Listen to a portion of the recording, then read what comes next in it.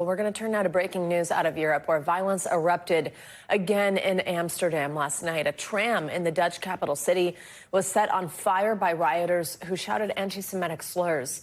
Rioters clashed with protesters earlier in the day, leading to several arrests. This marks the second wave of what authorities have condemned as anti-Semitic attacks in the city in just the past week. Several people were injured in violent clashes after a soccer match last Thursday.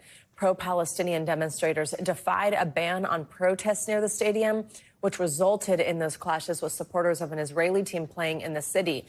Now, police say some Israeli fans previously attacked a taxi driver and burned a Palestinian flag. Some also chanted death to Arabs. NBC News international correspondent Raf Sachez joins us from Tel Aviv with the latest on this. Raf, good morning. So what can you tell us about what happened overnight? Savannah, good morning. Police in Amsterdam say they were called out last night when a masked mob attacked a tram line. They say that this crowd was armed with sticks, with fireworks. You can see footage on social media shows people throwing bricks through the window of that tram. And you can hear people shouting anti-Semitic slogans. Now, police say they made a number of arrests. They were able to restore order. But of course, the Dutch capital shaken by that violence late last week. And all eyes now on Paris, where Israel's national soccer team is due to play on Thursday. Israeli fans have been told to stay away from that game for their own safety. And French police say they will be deploying some 5,000 officers to maintain order. Savannah. Raf, I mentioned this is the second attack of this nature in less than a week. How are authorities in Amsterdam handling this? Are more arrests being made?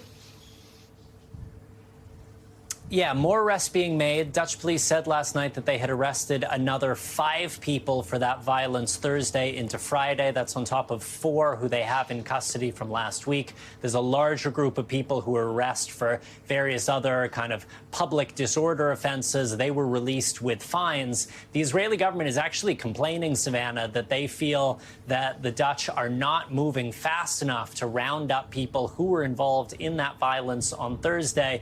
Dutch authorities are saying that this was a truly chaotic night in the capital of the Netherlands, that earlier in the evening, large crowds of Israeli fans, some of them armed with sticks, had been going around causing acts of vandalism, ripping down Palestinian flags, attacking people, in some cases chanting anti-Arab slurs, but that later on, groups of these assailants began targeting Israelis in what they are calling hit-and-run attacks. Savannah. And Raf, President Biden is set to meet with Israeli President Isaac Herzog. That's later today at the White House. What can we expect from that meeting?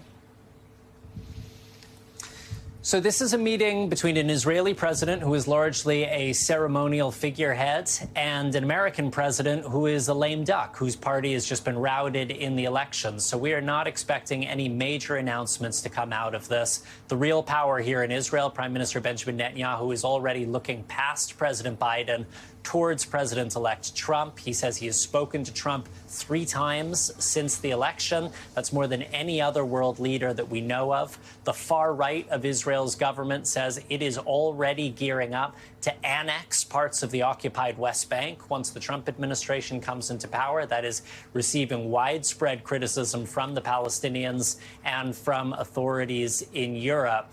But it is worth saying, Savannah, that tomorrow is an American-imposed deadline for Israel to get more aid into Gaza or face a potential cutback in U.S. military support. The UN says there has been perilously little aid getting into the Strip over the last month. Thanks for watching. Stay updated about breaking news and top stories on the NBC News app or follow us on social media.